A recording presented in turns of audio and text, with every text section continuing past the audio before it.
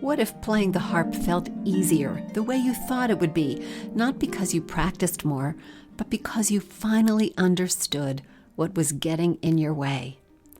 I'm Anne Sullivan, and welcome to Practicing Harp Happiness.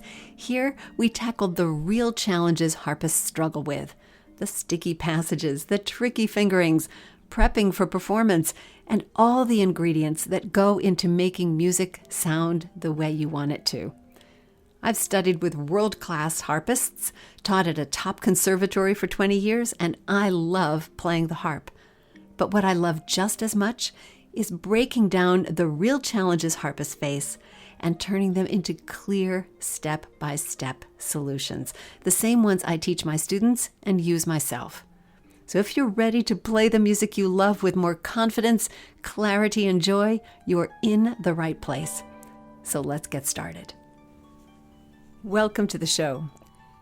If you came to me for a lesson and said you wanted to work on music theory, my first reaction would be to do my happy dance.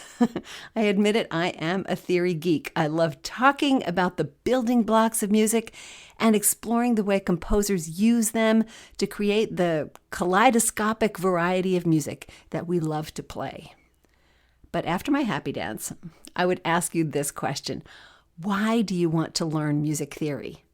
It's not a test question, there's no wrong answer, but I have often found that harpists make assumptions about what theory knowledge will do for them, and those assumptions, if they aren't completely wrong, aren't always on the mark. I mean, knowing more about the inner workings of music, the nuts and bolts of it, is undoubtedly important for any musician, for every musician. It's also certainly true that some elements of music theory are immediately applicable to our playing. Most harpists, for example, realize that if they understood more about how chords work, they'd be able to learn their music more quickly, sight read more easily, and memorize faster. Now that sounds like a superfood for your playing, and lots of harpists are ready, willing, and eager to add that to their practice diet. But here's the thing. Before chords will make sense to you, before they'll be really useful, before you can become fluent with them, you need to know your major and minor keys. You need to know them cold, not have to figure them out, just know them as well as you know your alphabet. This is a step that too many harpists fail to take. They try to jump right into learning about chords without the foundation that makes their construction and sequences inevitable and logical. You see, it's all about keys.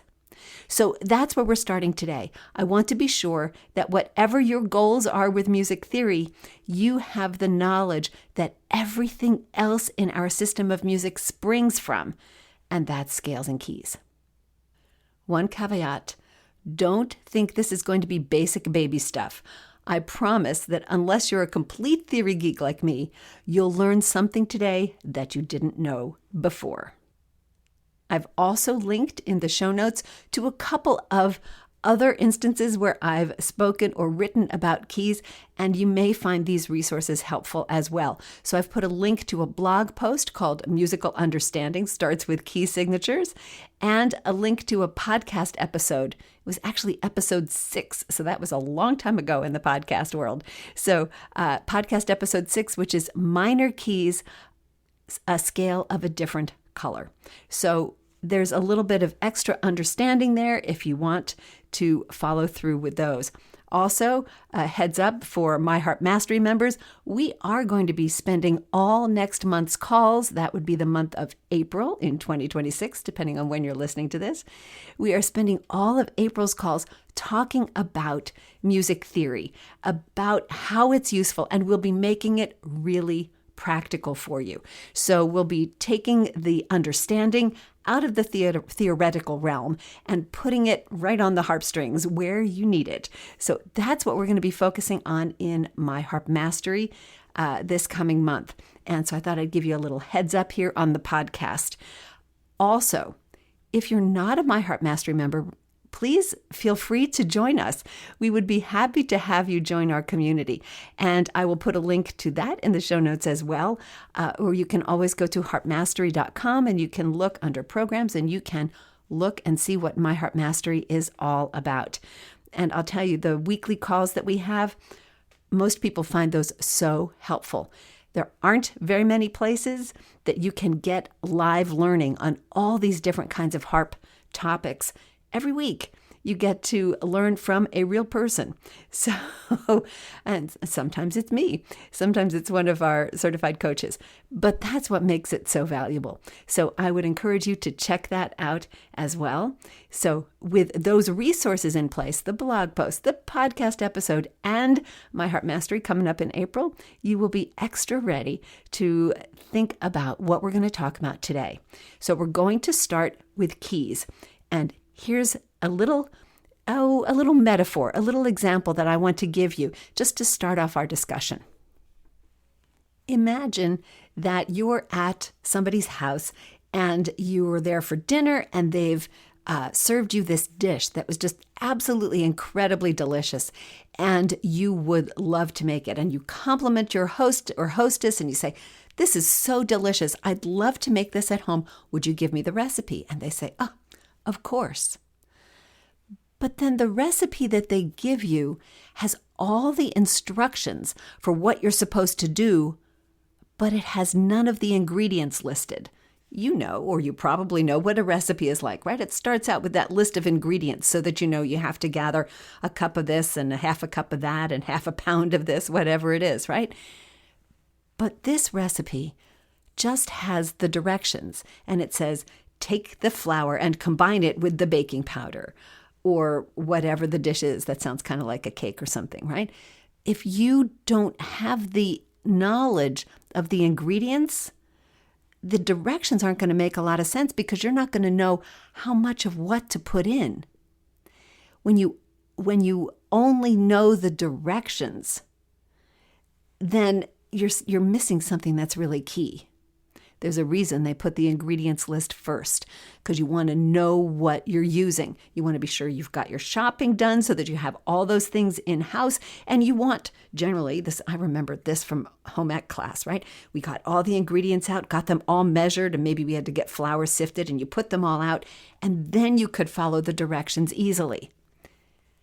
Well, music theory is like that if you don't have the ingredients in place, mixing them together gets a lot harder.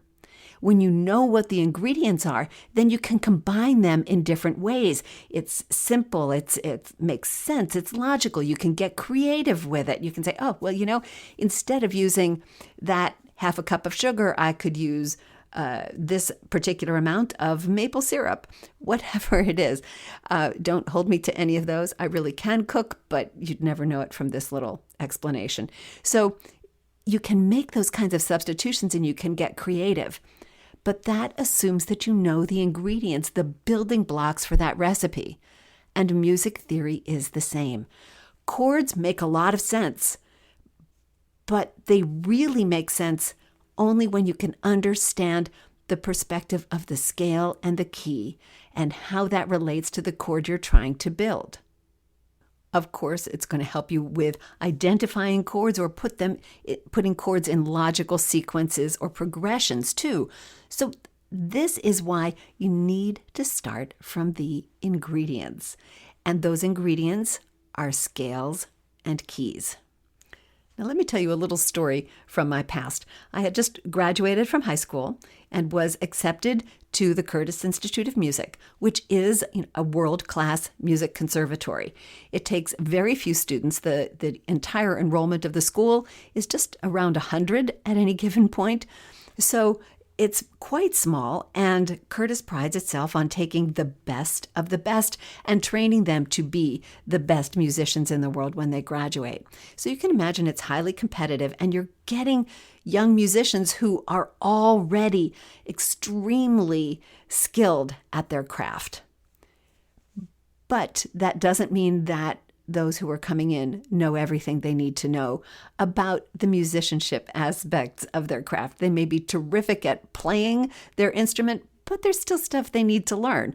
As I found out years later when I was teaching there as opposed to just being a student. But coming in as a student, I had years of musical training. I had excellent instruction, But I was still placed in the fundamentals of theory class. Now, this is like the theory 0 class. This is you really need to learn everything from the beginning. Now, there was a lot that I knew. There was a lot that I could play. But the wisdom of the teachers in that program, the entire musical studies program at Curtis, the wisdom was that if you didn't have those basic building blocks firmly in place, then everything else was going to be harder. And of course they were right. And of course they started with scales and keys.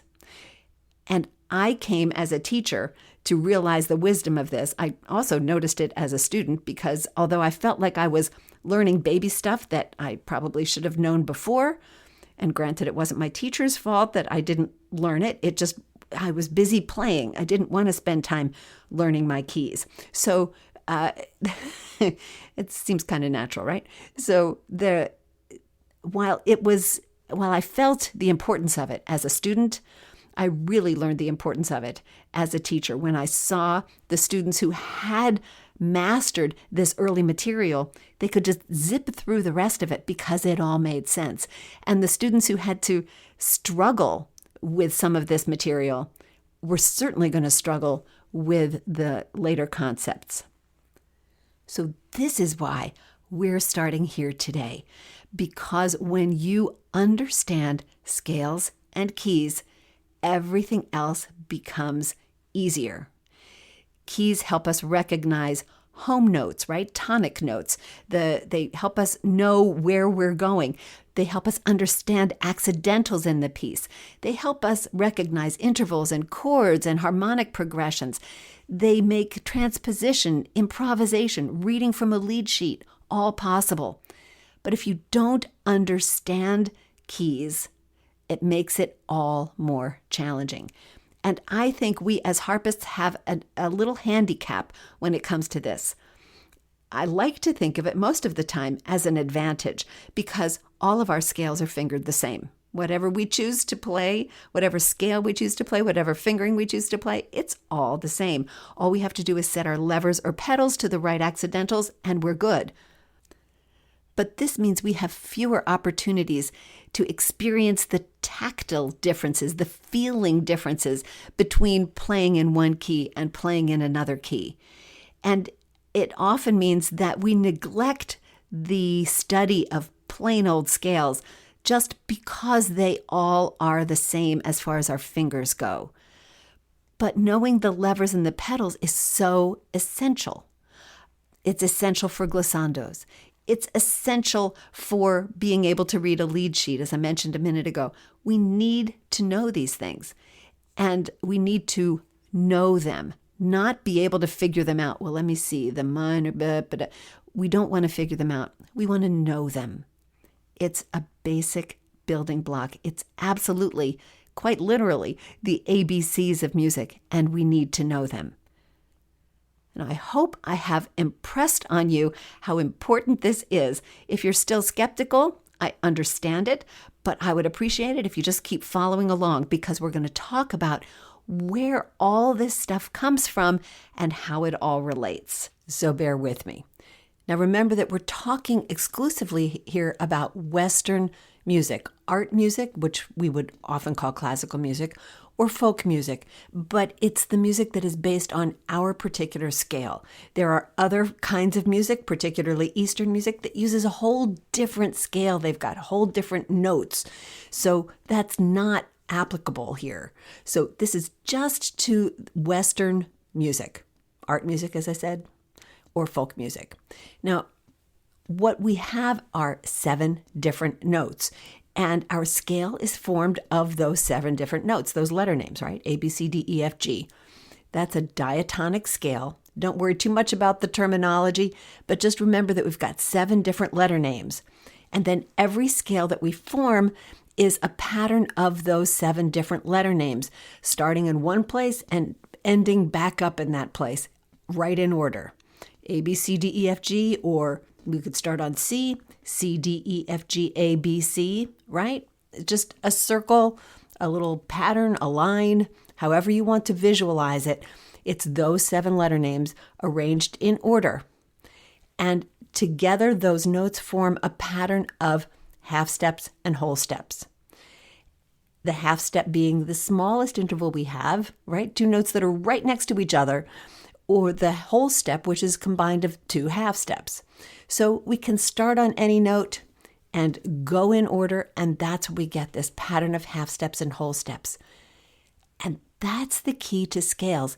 It's the pattern. Because we have those notes arranged in a particular way, wherever we start in that series of notes, we end up with half steps and whole steps in different places between different notes in the scale. So that's the pattern that forms our scale. Now, if we want to make every scale a major scale, then we have to realize that we're going to have to make some adjustments. A major scale, as I hope you know, would be maybe from C to C, right? That would have no flats or sharps. C, D, E, F, G, A, B, C. In order to make a major scale starting on any other note of the scale, we're going to have to add some flats or sharps to make it work. Those flats or sharps are added specifically to keep the half steps and whole steps in the same place so that every major scale sounds the same. So if you look at the scale as a particular pattern, a major scale as one pattern, a minor scale as another pattern, and the modes, of course, are other patterns as well. If you look at a scale as a pattern, then you realize that all the notes are in a particular relationship to each other. The scale is about relationships between notes, so that we always hear our notes in a particular scale, like a major scale. We always hear those notes in the same relationship to each other. We just have to add those flats and sharps as we need to make those relationships sound the same. That's where key signatures come from. One way to think about this is that key signature, that is the key. It's like the code, right? It's the shorthand for the accidentals that we need to create the scale.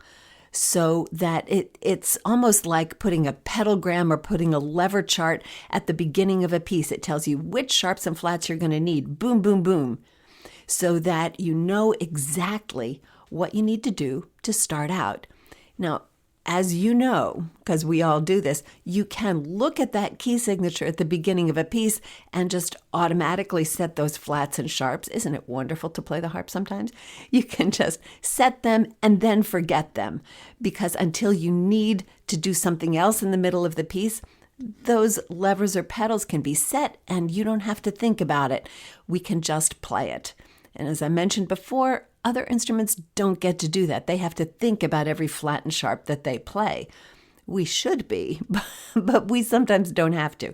So we set those things and then we forget them.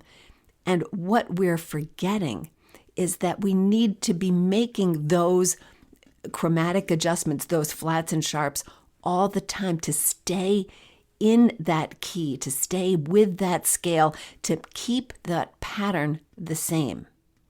So if the key signature is just sort of the code, the shorthand that lets us know what sharps and flats we need, then we really need to start associating that with the scale that it goes with. It's not enough to look at a piece and say, oh, 2 sharps, great, and I can set my 2 sharps and go. Well, maybe it is enough because we can do that. But if you want any level of understanding, then you have to know what those 2 sharps mean. That's where the musicianship part of this comes in, knowing what those key signatures mean.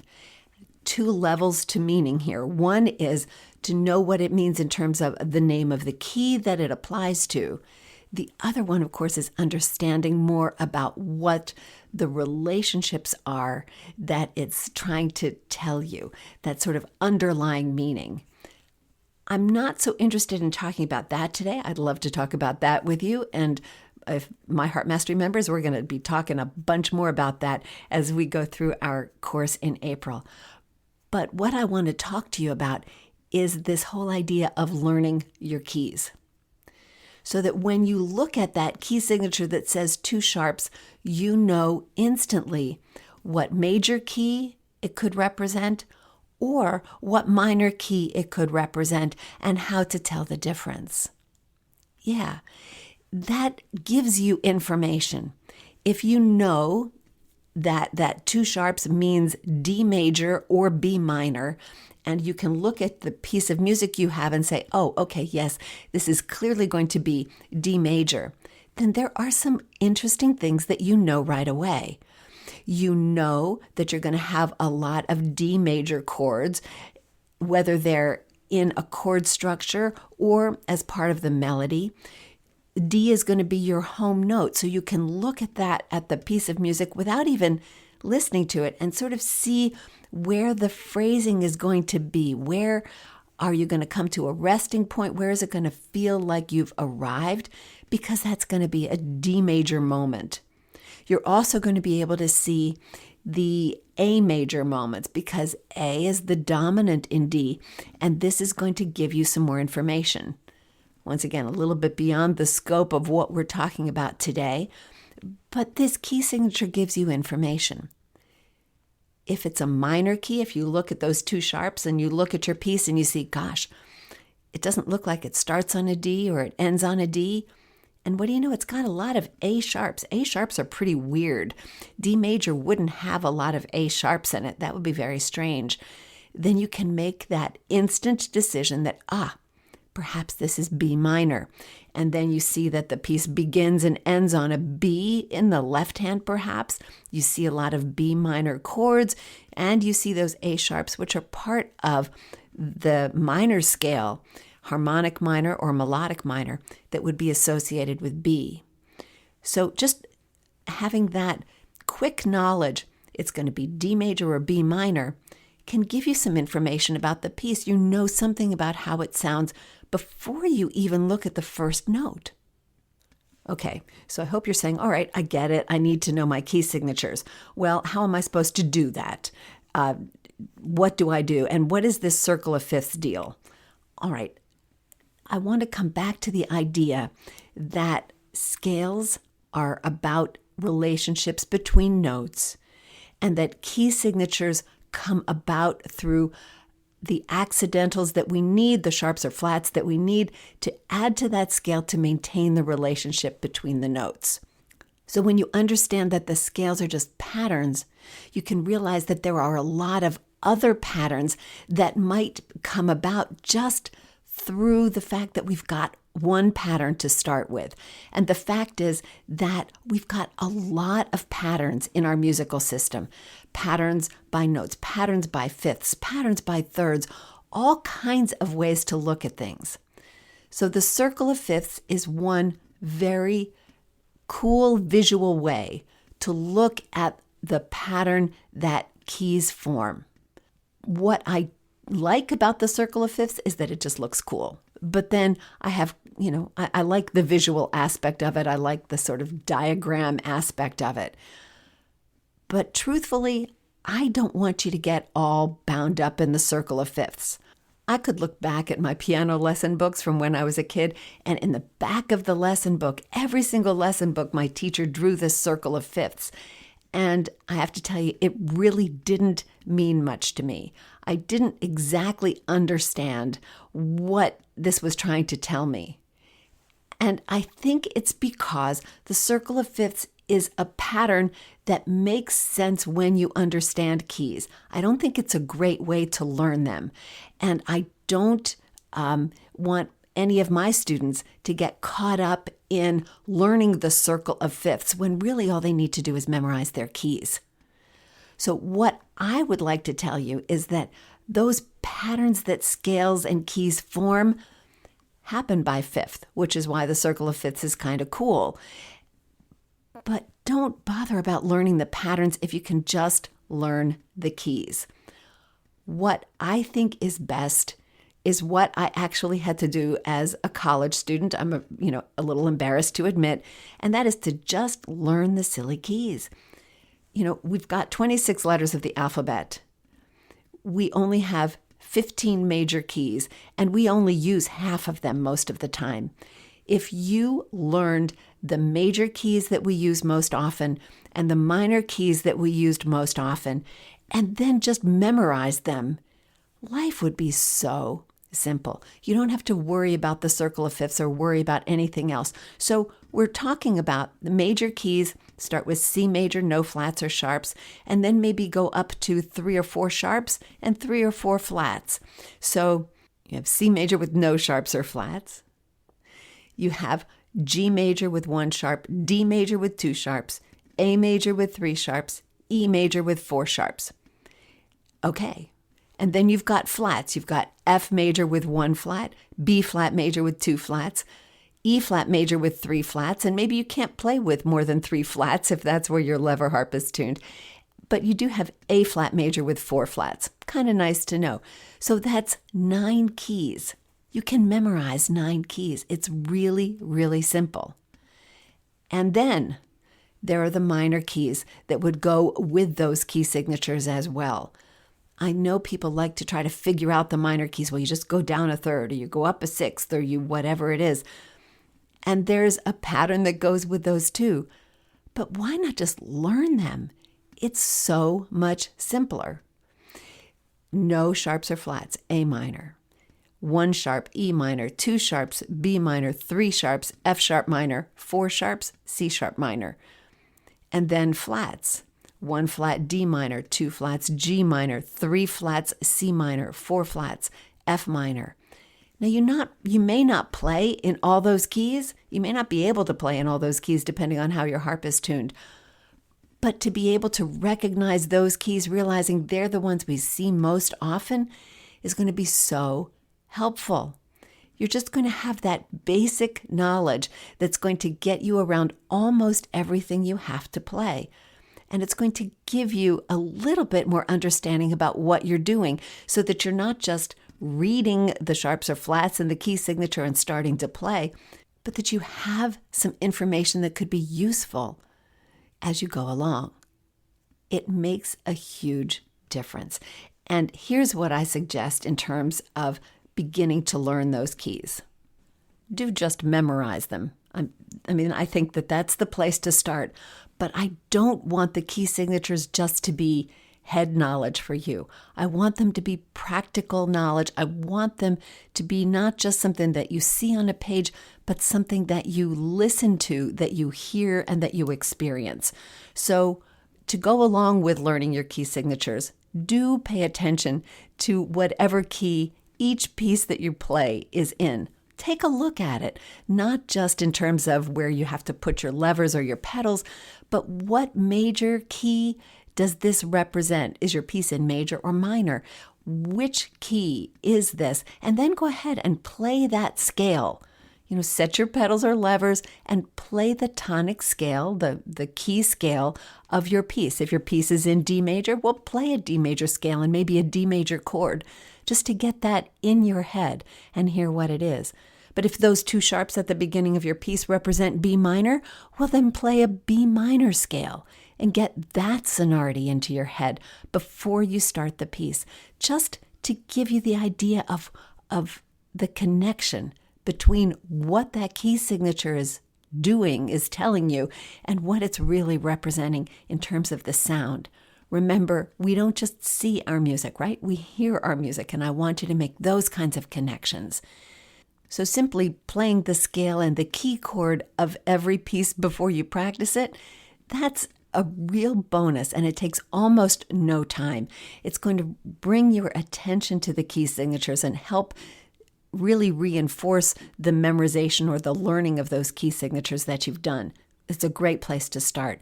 But then I suggest that in your scale practice, you make it a point to play a different key every day. If you want to take, say, all right, I've got 7 major keys that I'm going to work in, and I'm going to learn those major scales that go with those keys, and then I'm going to learn the minor scales that go with those keys. And you pick one every day. Okay, today is C major day. It's C major and A minor day. And play those scales today. Then tomorrow, let's go to 1 sharp and say, okay, it's going to be G minor or G major rather, and E minor today. And I'm going to play those scales. and you do that. So once again, you're using practice you would do anyway, your scales, to help reinforce those key signatures. It's a really easy way to get so much benefit. Remember that learning your keys, it's just basic musicianship. It's stuff you ought to know. And it's going to make you feel so much better when you know that you know it, because you're not going to be floundering around for a key signature. Okay, let me see what it's in E flat major. How many flats do I need? Well, you probably know that one. At least I hope you do. But maybe there are other keys you're not so familiar with, and I'd like you to be familiar with them. And remember why. It's going to help you with learning your chords. It's going to help you with understanding the accidentals in a piece, learning to predict where they are, learning to hear the chords that are coming next. It's going to help you with transposition if you want to move something to another key, with improvisation if you want to do that. It's going to help you with playing from a lead sheet if you want to play from, just a melody with chord symbols. It's going to be essential. All of these things are fun things to do, part of what's fun about being a harpist, and they all start with knowing your keys. Okay, so as you can tell, this is something I can get pretty excited about, but I hope that you've taken away something valuable from this episode today. At a practical level, there's memorizing your keys. More importantly, there's playing those scales and keys so that they're in your ear and in your fingers and not just locked away as sort of irrelevant head knowledge, because they're not irrelevant. They're about the relationships between the notes in the pieces we play every day. And it's those relationships that are so crucial. And that's what I'd love you to not only understand, but to experience. That the keys aren't something that are just separate from what we do. They're a natural result of the way our music is organized, and they're a part of everything that we do. Okay, I'll get off my soapbox now. Let me tell you a little bit about what's coming up next week. Next week is my spring cleaning episode. We'll talk about all different kinds of ways that you can spring clean your harp playing, from just cleaning to just about everything else. So it's the annual spring cleaning episode coming up next week, and I look forward to talking with you about all that fun stuff. Until I talk to you next week, remember, every day is a day you can add more harp happiness to the universe, to your world, and to your spirit. And all you have to do is play. Thanks so much for listening today, and I'll see you next time. Enjoyed today's episode? Then share it with a harpist friend, subscribe for your weekly harp happiness boost, and check out harpmastery.com or the Harp Mastery app in your app store for more resources and ways to connect. I'll see you next time.